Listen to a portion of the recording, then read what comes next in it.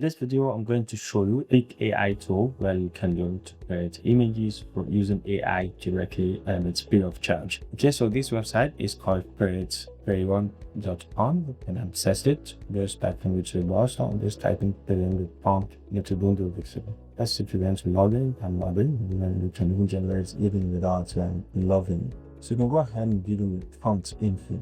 So create the image of a lion riding a bicycle in a busy street. So I'm just going to go back and enter into you can see it is giving me series of different images. You can see we can select from the available ones. Each one then is giving me different types of the images. So let's say I kind of like this one.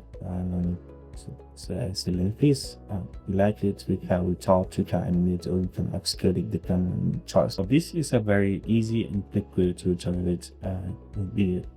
If you have an reference image as well, you can use that to guide the AI and future needs. And it's really less than too long. I gave the prompt to align skateboarding, which has given me just this one. This one is for PR, riding bicycle in the donkey. You can see each and every one.